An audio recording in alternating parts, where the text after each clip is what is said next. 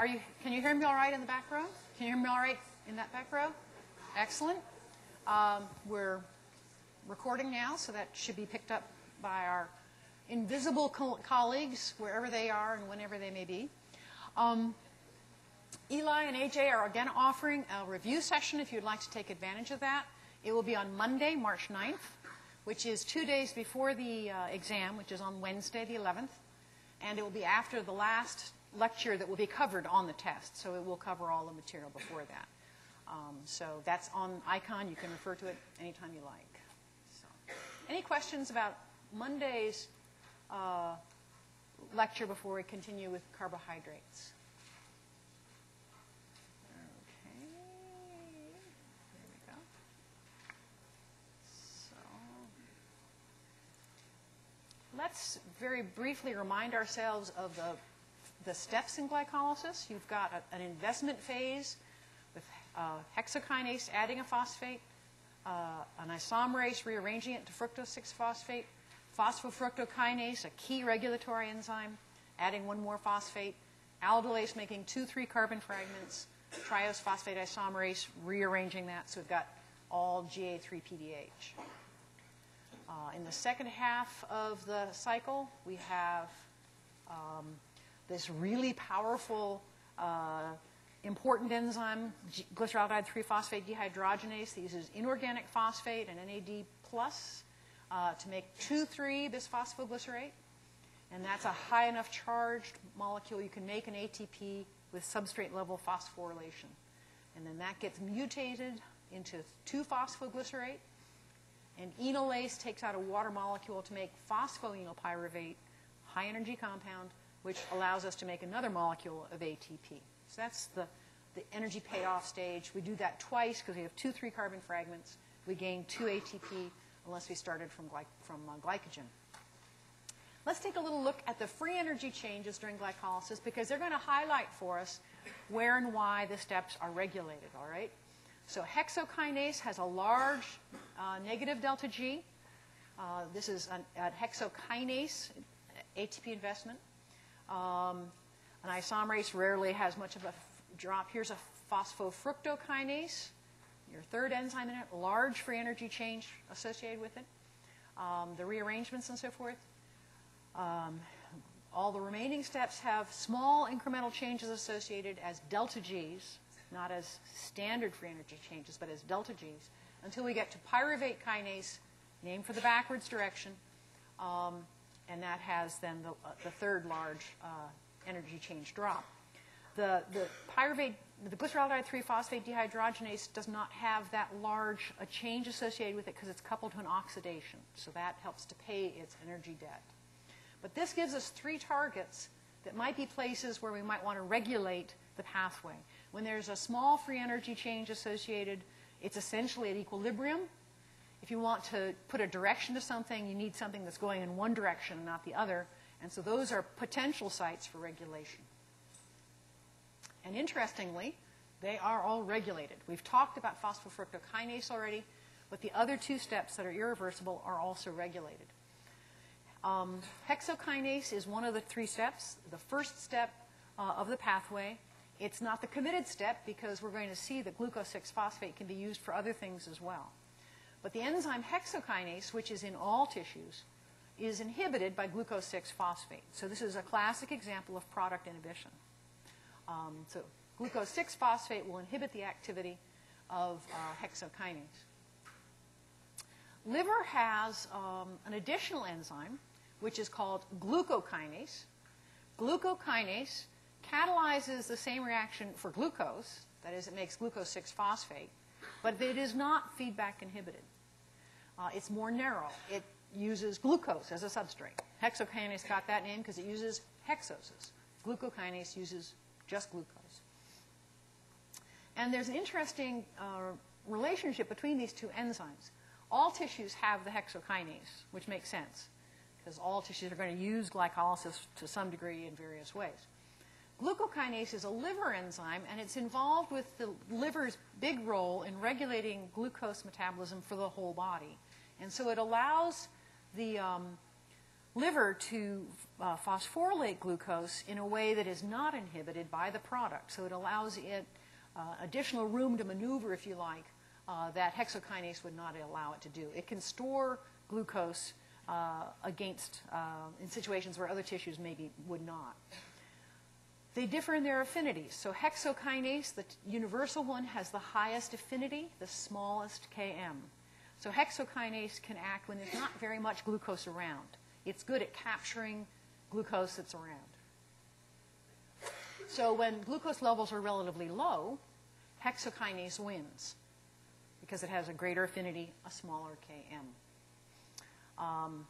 Glucokinase has a higher Vmax. It'll keep on going at a higher concentration. So when your glucose levels rise after you've had 3 bags of M&Ms, the liver can continue to scarf up the glucose that's going around. This is not the primary regulated step. It is regulated, but it's not the primary regulated step because the glucose 6-phosphate that hexokinase produces can also be used in several other ways. And we're going to see some of those other ways when we get there. And this is spelling out some of the things that I just said, that the glucokinase has a higher Km, so it will not be the first thing to grab a glucose molecule. Hexokinase gets first dibs, but glucokinase has a higher Vmax, so as the concentrations rise, hexokinase will be saturated, glucokinase will not, and it can continue to capture glucose out of the bloodstream. So the kinetic parameters for glucokinase and hexokinase are clear examples of how different tissues have different metabolic demands, and the kinetic parameters can do that.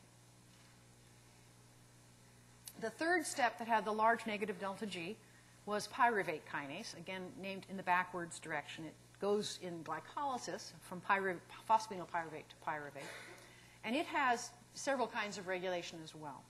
It has regulation in the liver, and in the liver, the regulation is relevant to, again, the liver's job of trying to maintain glucose status for the whole body. In all tissues, pyruvate kinase also has plain old metabolite regulation, the kind of allosteric regulation we talked about for phosphofructokinase. Let's look at the metabolite control first because it makes a good deal of sense. So pyruvate kinase is stimulated by fructose 1,6-bisphosphate. That's a little upstream of it. It's the product, up in the investment stage of glycolysis. If that has accumulated, then that's maybe a sign to get glycolysis cranking and get it out the other end.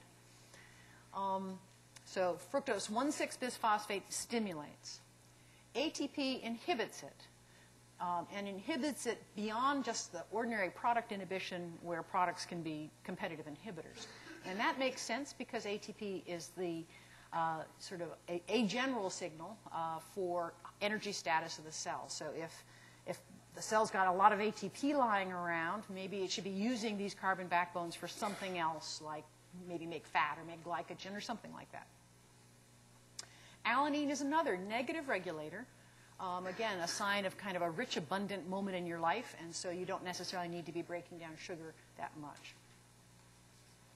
In the liver, that kind of regulation is further modified by regulation mediated through hormones and so forth. And what we can see is that if you have a high blood glucose level, that will lead to removing a phosphate from the pyruvate kinase to make it an active, more active enzyme.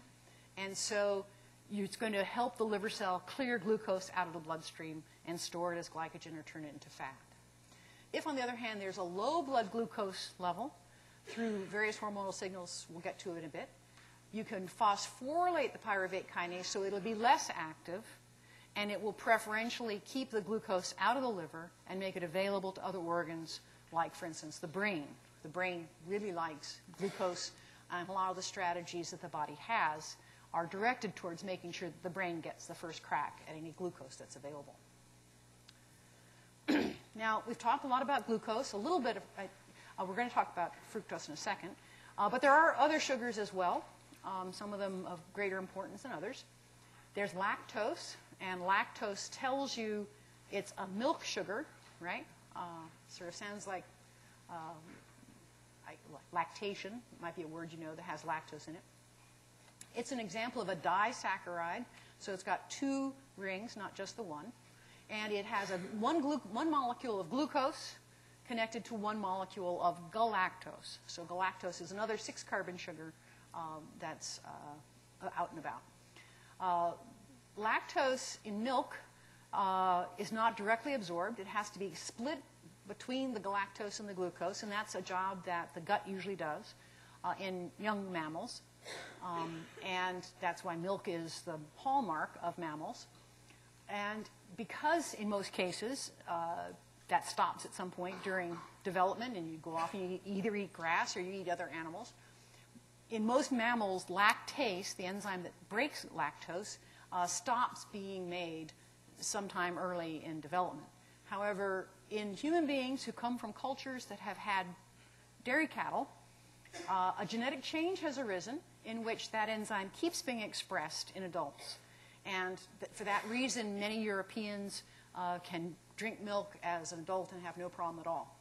This is actually a minority position. If you look around the world as a whole, most human beings by the age 20 or 25 can only drink a little bit of milk at once, or they'll develop unhappiness as the bacteria ferment it and stuff, to put it delicately. Galactose, as galactose phosphate, can be isomerized, and so it will provide the same energy as glucose. So that's handy. Another sugar that I'm sure you've run into is sucrose, and sucrose just means sugar. They're running out of names, I guess. And sucrose is the most common sugar that we obtain from plants. Sucrose looks like this. You've got one molecule of glucose and a second molecule that is fructose, fruit sugar. So we're going to get to that. And sucrose is probably what you think of when you think of table sugar. It's the most common thing that you have in your sugar bowl. It can be obtained from beets or from cane, or some common ones. And this bond can be hydrolyzed in the intestine, and then we absorb both of them. Now, an interesting thing about sucrose is that because of the way of the structure of this molecule, there is no free aldehyde, and therefore sucrose is what's called a non-reducing sugar. It doesn't reduce other compounds. This makes a big difference. If you look at the proteins in the blood of someone with diabetes, the glucose in their bloodstream has spontaneously attacked some of their proteins so that it becomes covalently attached through the aldehyde group. Sucrose as a molecule does not have a free aldehyde, and so it's not a reducing sugar. This may be part of why plants choose it as both a transportation and as a storage molecule, because plants have a lot more sugar on hand than we do, and if it was as active at chemically modifying things as glucose is, things would probably be a lot messier for the plants. And then fructose. Jolly, jolly fructose. So we've just mentioned that fructose is half of the sucrose molecule. Its name means fruit sugar, and so we're not surprised to find that fructose is pretty common in fruit. Fructose as a sugar on a per weight basis is sweeter than sucrose. So the same mass of fructose will taste sweeter than the same amount of sucrose. It's more soluble than sucrose. And these are a couple of the reasons why clever chemical engineers have gone to great trouble to develop something called high fructose corn syrup. So you take cornstarch, you break it down into glucose, and then you use enzymes to invert that so that you change a fraction of that into fructose, and now you have a corn syrup that can have up to, I think, 50 or 60% fructose as part of the corn syrup. This is cheaper, or appears to be cheaper, than other kinds of sugar for the moment. But it may be the source of trouble, and exactly how much trouble it's been a source of is still a matter of some discussion. But the reason why it might be a source of trouble is it's not controlled the same way that glucose is. And there are people who believe that fructose and high fructose corn syrups are one of the sources of the obesity epidemic that we're facing in America these days. And why would that be? Well, because fructose isn't handled like glucose, and so it's not controlled by insulin the way glucose is. Here we have a fructose molecule, a nice 5-membered ring with the 2 flapping off alcohols. And there is a separate enzyme called fructokinase, no surprise there. And fructokinase takes the ATP, and now we have fructose 1-phosphate, fructose 1-phosphate, not quite the same thing. And fructose 1-phosphate can be cleaved by a different kind of aldolase, fructose 1-phosphate aldolase, and it will give us one molecule of dihydroxyacetone phosphate, just like the other aldolase did, and then a glyceraldehyde, just a plain old glyceraldehyde. So not quite the same products. And the glyceraldehyde itself can then be phosphorylated through a triose kinase to glyceraldehyde 3-phosphate. But all of this stuff is entering in ways that don't make it quite regulated the same as it would be otherwise. That if you look at what muscle cells or adipose cells do, hexokinase can phosphorylate fructose and produce a fructose 6-phosphate, so you're already there. But in the liver, that mostly is not what happens. It's mostly the fructokinase. And so in liver, fructose comes in downstream of hexokinase regulation. It comes in downstream of phosphofructokinase regulation. So it's going to bypass the regulation of several parts of the glycolytic pathway. That may be part of why it may have some different effects. When we look metabolically, if you give people a fructose-enriched diet, it is preferentially used for fat synthesis over some other things because it's hard to get it get the genie back into the bottle. So it's not the equivalent of just glucose, even though it has the same number of carbons. Okay, so we've done glycolysis. We've split our glucose into 2 fragments. We've got these 3 carbon fragments. We've taken them down to pyruvate. What happens to the pyruvate? So pyruvate is going to be a common intermediate with a number of different things. And we can look at some of the things that we do with pyruvate. When we speak about pyruvate catabolically as part of catabolism, breaking stuff down, it'll depend on whether or not we've got oxygen around. So we're going to look at some different things that can happen in the presence or absence of oxygen. So here we've got our pyruvate with its methyl group at one end, a carboxylic acid at the other, a carbonyl oxygen there in the middle. This carbonyl carbon is the carbon that's going to get reduced. This is pretty oxidized at the moment. This is the reduced form of NADH, and you remember we produced some NADH up, glyceraldehyde 3-phosphate dehydrogenase. So what this reaction, lactate dehydrogenase, does is to take pyruvate and use it to oxidize the NADH back to NAD+, and now we have lactate. This is useful in the absence of oxygen because if you run out of NAD+, you run out of glycolysis. So this reaction allows you to keep glycolysis going in the absence of oxygen at the expense of generating lactic acid. Okay. You can see this carbon has been reduced, right? There's now a bond to a hydrogen, whereas it was 2 bonds to an oxygen before. So this carbon was reduced. The NAD+ is now oxidized, and it can go back up and do the whole thing over again. So in the absence of oxygen, a glucose can give you 2 molecules of ATP, 3 if you got it from glycogen. On the other hand, pyruvate can also be used anabolically. And it can become a precursor for a whole lot of different things. So pyruvate can be a precursor for fatty acids. It can be a precursor for amino acids. And it can be a precursor for the citric acid cycle. So the carbons in pyruvate got there from glucose. So glucose can end up in fatty acids, amino acids, or the citric acid cycle. So what are some of the ways that that happens? Okay. Here we have the 3 carbons of pyruvate.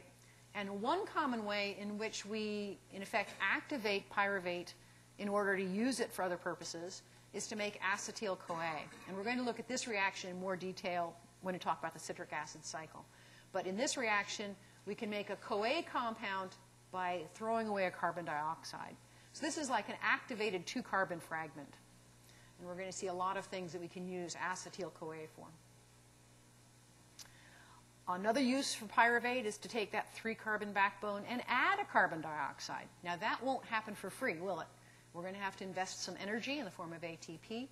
And the enzyme has an intelligible name. It's pyruvate carboxylase.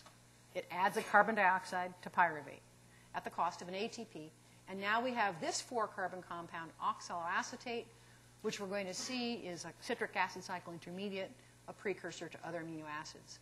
So you can start from the 3-carbon pyruvate and end up with an active 2-carbon fragment, or end up with a 4-carbon fragment, depending on which reaction. Pyruvate carboxylase uses a cofactor. It's a biotin cofactor. And this is a fairly common cofactor in reactions that take advantage of carbon dioxide moving on or off. So you have the biotin, which may sound like a B vitamin, which it is covalently attached to a lysine residue that sort of provides the arm, the working arm for it. And this is the business end of the biotin. I may not go through quite as much detail of the reaction as I would have if we still had the 3 lectures. But here we have sort of a schematic of what's going to happen for pyruvate carboxylase in order to add a carbon dioxide to a molecule, kind of an unlikely thing to happen. The first thing that's happening is that the ATP donates a phosphate to the carbon dioxide. So this is a carboxyphosphate. And the carboxyphosphate, because it has a high energy bond in there, can be added to the biotin group. So now you have the carboxylate group there. This is showing you that CO2 on the biotin. Here's the pyruvate coming in, and the biotin's going to donate this carbon dioxide onto there, and now you've got your 4-carbon oxaloacetate. Another way in which glycolysis continues in the absence of oxygen is the way the yeasts do it. In us, glycolysis only proceeds in the absence of oxygen for a fairly short time, except for the embryo, that there's a stage in early embryogenesis where there isn't a circulatory system yet, and so the embryo is growing anaerobically. But most of the time, we are anaerobic. Yeasts, on the other hand, spend quite a lot of their life without oxygen. And the way they keep their glycolysis going is something that may well be good news to some of you. So you have your pyruvate, the 3-carbon fragment. And in this case, we're going to throw away the carbon dioxide without getting anything for it, so to speak. This is just pyruvate decarboxylase. And now we have an acetaldehyde. So that's an aldehyde. And alcohol dehydrogenase can restore the NAD+ that we need in order to keep glycolysis going. It's named for the backwards reaction. And in this case, you can regenerate the NAD+ to keep glycolysis going and accumulate ethanol. Yeast cells can live in ethanol up to 8 or 10%. Not our bodies, but yeasts can. The other thing to be aware of is that this reaction is a reversible reaction. So ethanol can drive the reaction back in that direction. So when we're getting rid of ethanol, we produce acetaldehyde and we consume NAD+ so that it can inhibit glycolysis. If you look at the reactions in us, ethanol goes to acetaldehyde through an alcohol dehydrogenase. It's going to produce more NADH, so you can actually inhibit glycolysis to some extent if you soak up too much of the NAD+ with your alcohol dehydrogenase. And the acetaldehyde then can also consume some NAD+ to NADH and make acetate. Acetaldehyde dehydrogenase is not as much of a does not have as much oomph to it as alcohol dehydrogenase, and so you can end up accumulating acetaldehyde.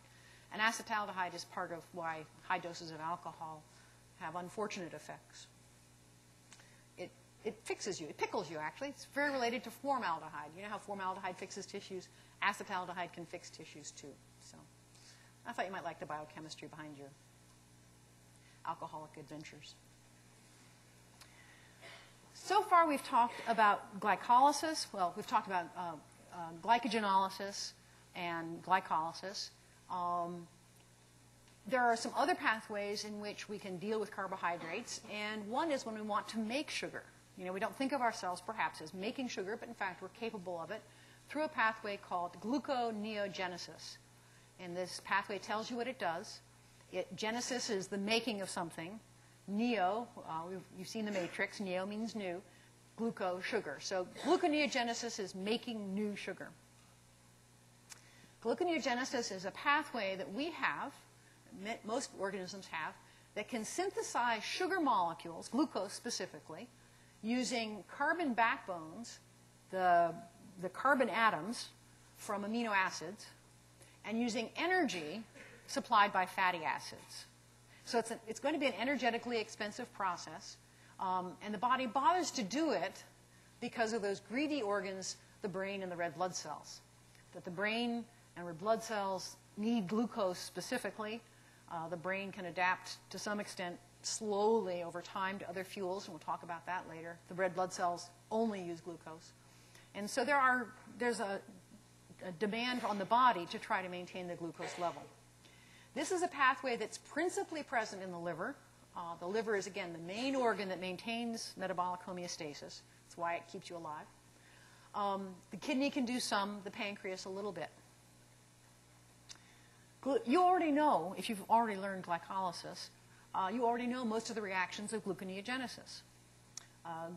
Gluconeogenesis shares most of the reactions of glycolysis, but there were 3 irreversible steps in glycolysis.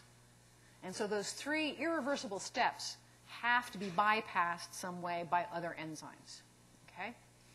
And here's one of the bypass steps. In fact, we've looked at one part of it already. We've got pyruvate, 3 carbons, pyruvate carboxylase using bicarbonate and ATP. So now we have a 4-carbon backbone, oxaloacetate. Oxaloacetate can be used for other things as well, but it's an intermediate for gluconeogenesis as well. And then this rather awkwardly named phosphoenolpyruvate carboxykinase, which, as you might be not too surprised, is sometimes called PEPCK. And it's named for the backwards reaction, as if you're starting from phosphoenolpyruvate and making GTP and oxaloacetate. But in gluconeogenesis, it goes from the 4-carbon oxaloacetate forward to this uncomfy phosphoenolpyruvate, because pyruvate kinase won't do it by itself.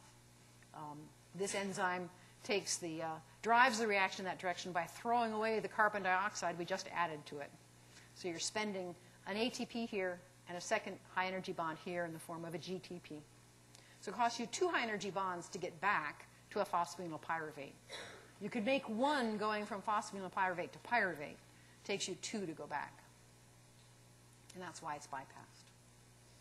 And this is just showing you then the reactions of glycolysis and gluconeogenesis and how much similarity there is between the pathways and which ones are bypassed. So in the down direction, we would be looking at glycolysis. And in the up direction, you see it takes two enzyme reactions to bypass the single step of pyruvate kinase.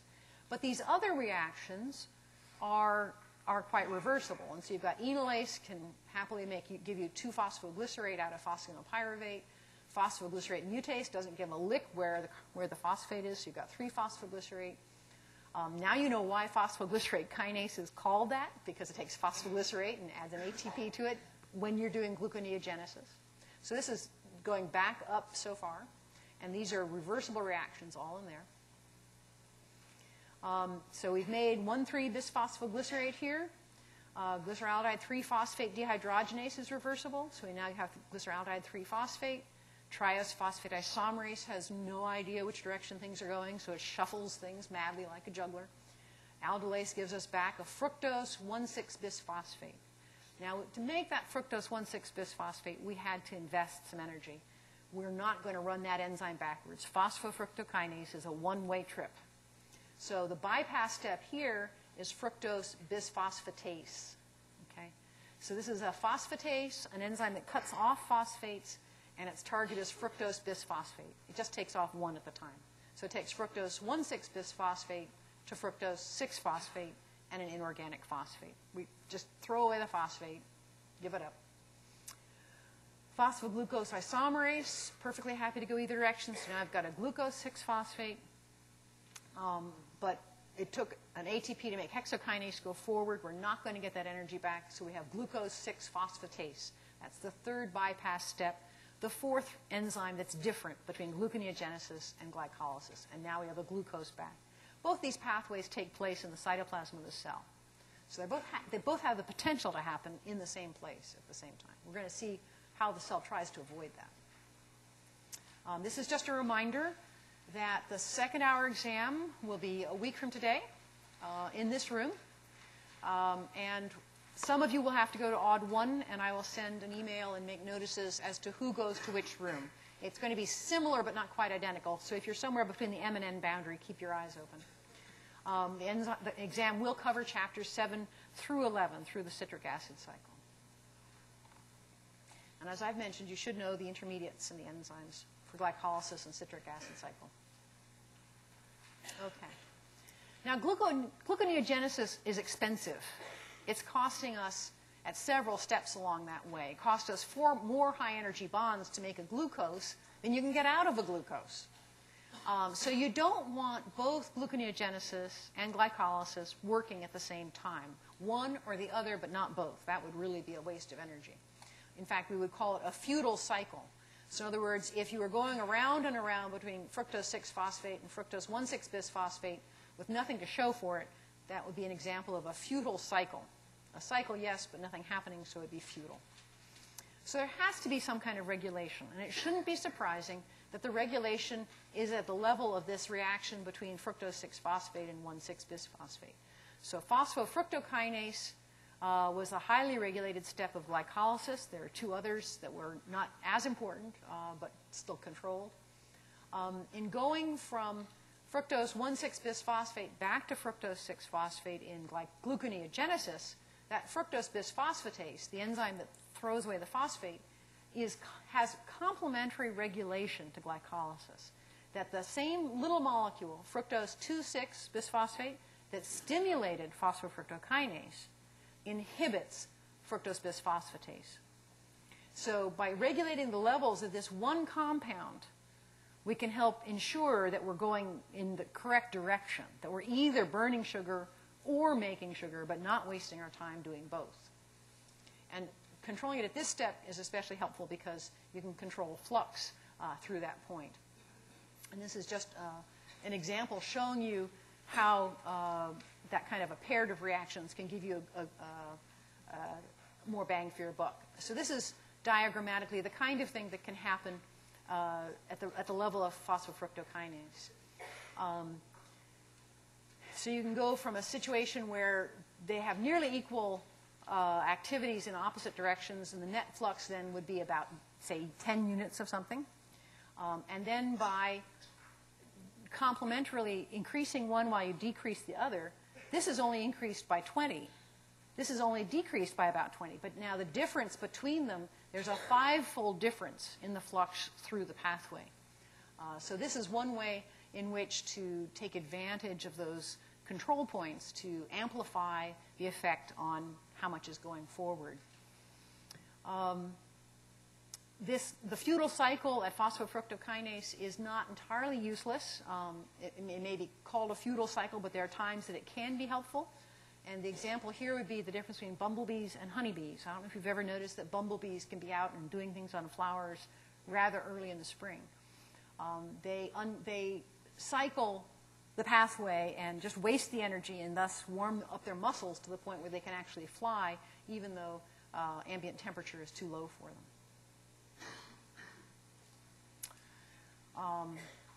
So we've seen how we can make sugar out of pyruvate, 3-carbon backbones in general, generically. How does the liver make glycogen when it has excess glucose that it might want to store? We can't just simply turn phosphorylase around because phosphorylasis is far from equilibrium. Splitting, trying to add that phosphate back on is not going to be favored. So we have a sort of a side trip to make that happen. When we want to make glycogen, we need to start from glucose 6-phosphate. We can use phosphoglucomutase to make glucose 1-phosphate. And glucose 1-phosphate can then be modified further by adding it onto a UTP. So we now have a UDP glucose. There's the glucose part, and this is the uridine diphosphate. So UDP glucose. And UDP glucose is an activated form of glucose. It's activated to be used metabolically. And this is, again, one example of the strategy we talked about back in Chapter 9, that they're often activated intermediates that make it possible to carry on the reactions. Now when these, so you're adding, you started off with a glucose 1-phosphate, you had a UTP, and you have 2 phosphates in here, so you have an inorganic pyrophosphate that was released in that reaction. There's an enzyme that breaks pyrophosphate into inorganic phosphate by itself, and that is a one-way trip. That enzyme just works in that direction when you think about that high-energy bond in it. So this enzyme is one of the ways in which this kind of reaction is driven forward by splitting the pyrophosphate into inorganic phosphate. Now we're ready for the enzyme called glycogen synthase. Should be a transparent name, enzyme that synthesizes glycogen. And what glycogen synthase does is it takes this activated glucose, UDP glucose, and adds it onto one end of the chain of glycogen. And the molecule that's released then is UDP. So it's only cost us one high-energy bond to do this by using the side trip through UDP glucose. I mentioned earlier that there are branches in glycogen. There are more branches in glycogen than in starch. And there's a separate enzyme that can make branches. But the way it makes branches is it picks up several subunits and just plasters it on the side of the chain. And that is energetically free. It doesn't take any energy investment for that to happen. And all of this is under hormonal control because there are going to be times that it's a good idea to do it and others that it's a bad idea to do it. And hormones help the liver keep them straight. So where do some of the other sugars come from? You remember lactose had in it galactose, and we can get there by taking a glucose molecule and converting it into a galactose, and in the form of a UDP galactose, it now has an activated form, and we can smush it onto another glucose and end up with a lactose. This reaction going from UDP glucose to galactose through the intermediate like this is free. It's an epimerase, and an epimer is an isomer, just one carbon. The epimerase is free. You can just see this carbon there, the alcohol got flipped. So energetically, a free reaction.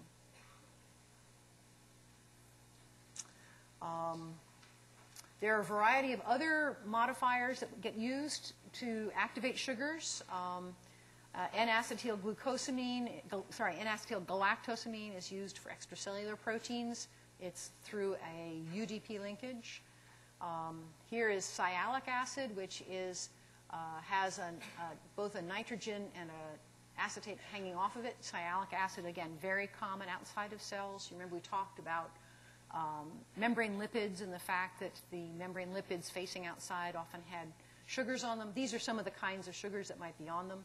This is through a CMP derivative. And mannose is also sometimes used to modify sugars or proteins outside the cell now through a GDP. So all of the nucleotides can get used to act as activating groups on the sort of hanging off of a sugar to get them ready for use.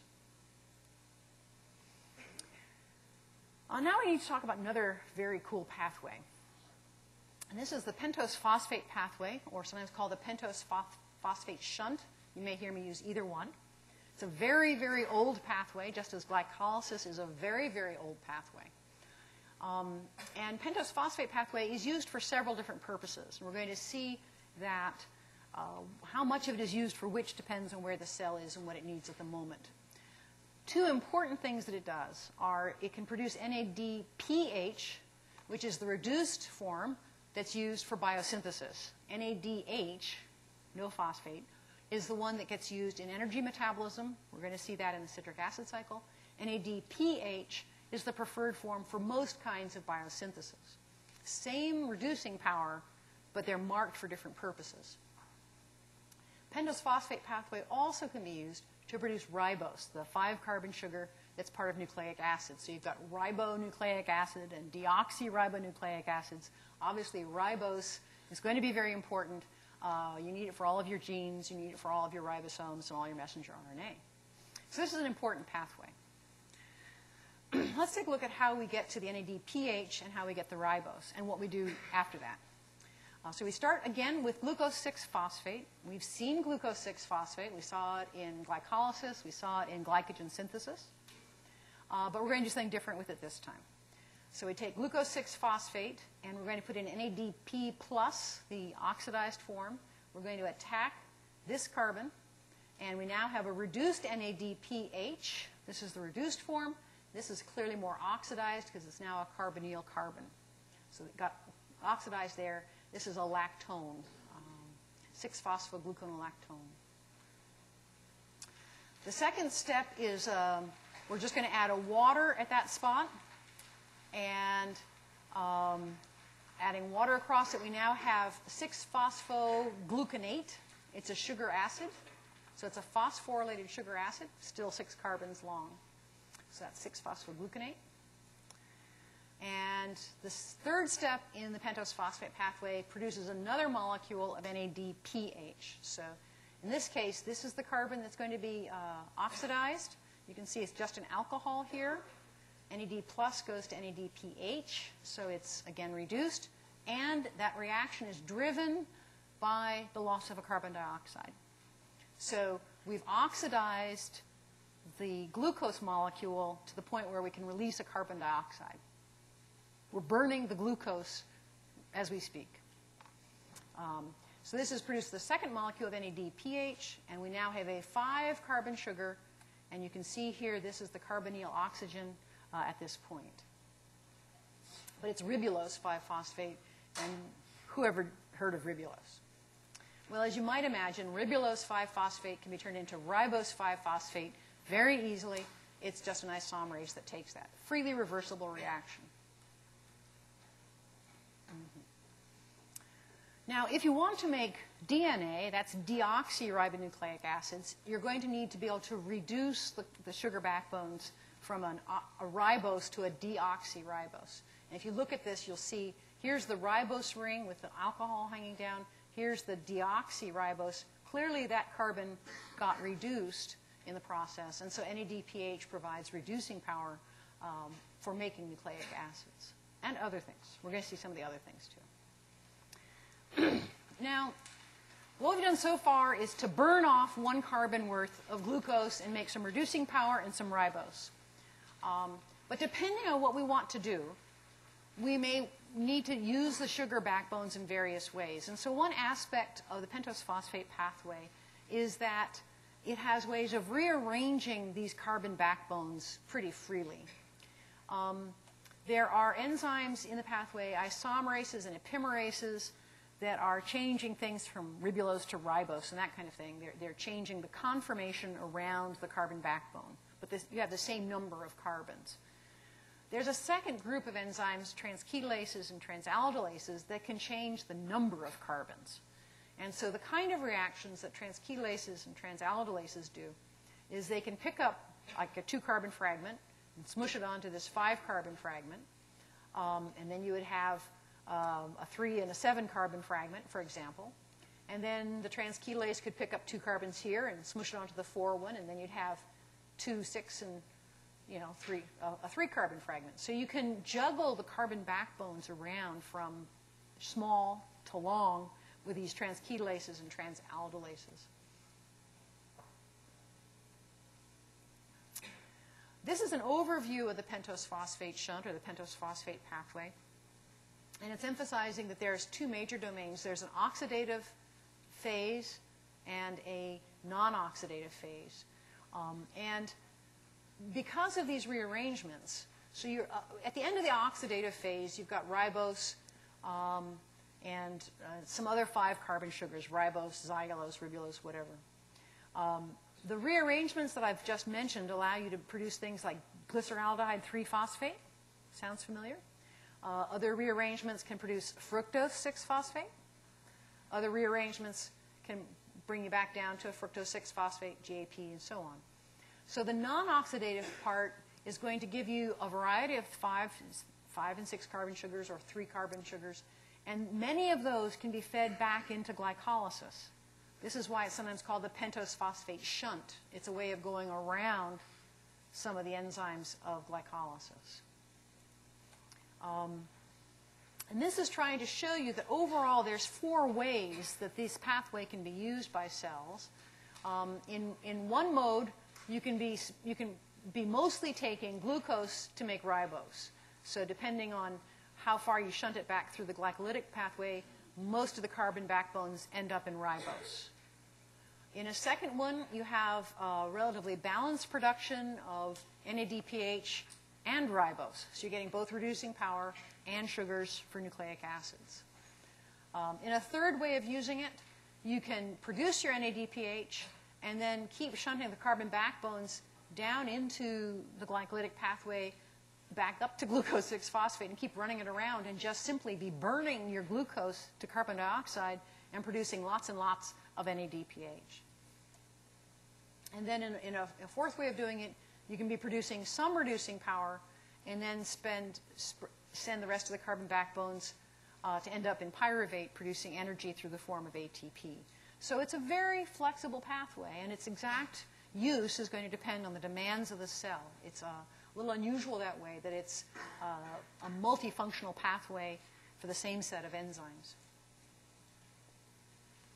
If you look at the situation when it runs like this would be one where you need more ribose than anything else.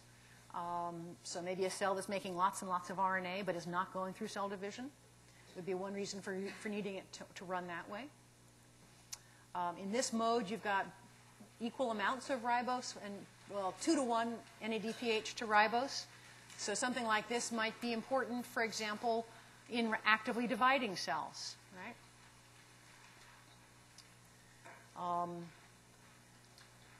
In a situation like this, you produce your NADPH and run it back up to a glucose again where you can burn off another carbon. If you did this 6 times, you burn up all 6 carbons of the glucose and have 12 molecules of NADPH. This might be a very good one when you needed lots and lots and lots of reducing power. And we're going to see in a second what kind of cells might like that. And then in a pathway like this, you're going to be able to pull out reducing power and energy by sort of dividing the carbon backbones, some to go back up and some to go down. Now, what kind of cells have a very active pentose phosphate pathway? All cells have some, but some cells have a lot. And so these tissues are some of the tissues that have really high levels. And if you look over at the other side for the functions and stuff, you can see that they consist of things like fatty acid production and steroid synthesis for the most part. So adrenal glands make steroids, the testes and ovary make steroids, and they make a fair amount of it, so they need a fairly active pentose phosphate pathway. The liver makes fatty acids and cholesterol. Fat cells obviously make fat. And then, oddly enough, red blood cells use the pentose phosphate because they have to maintain that interior in a sufficiently reduced state. I mean, they're carrying around oxygen all the time. It's pretty important to them to keep that interior like that. This is just an example of that use in red blood cells. Red blood cells are probably the most vulnerable to oxidative stress. Yet so glucose 6-phosphate dehydrogenase, which is the first step in the pentose phosphate pathway, is protective against that. There are some people deficient in this enzyme, especially around the Mediterranean. And it turns out that although that has a cost, these people are a little more vulnerable to oxidative stress, it also protects against malaria. So it's an example, like hemoglobin S, of what looks like a defect, in fact, having a positive side effect that pays off for the drawback. Okay. And this is just a summary of the whole set of the pathways, all the ones that we've talked about so far. And so you can have a chance to see them all in sort of one panel at once. And it allows you to synthesize, if you like. This is the overview, the synthetic of all of what we're doing, of going from glycogen to glucose 1-phosphate, which gets fed into glycolysis. And this then would be the pentose phosphate pathway or the pentose phosphate shunt. This is the rest of glycolysis over here, and showing you how you can use the pyruvate, the phosphamine pyruvate to make pyruvate. Some of the things it goes off to here, fatty acid or citric acid cycle, how oxaloacetate can get pulled off for amino acids. This is a very rich figure, and I can't say all of it in 30 seconds, but I assure you that this is a good summary slide to take a good close look at when you're reviewing this chapter. I'll see you all Friday.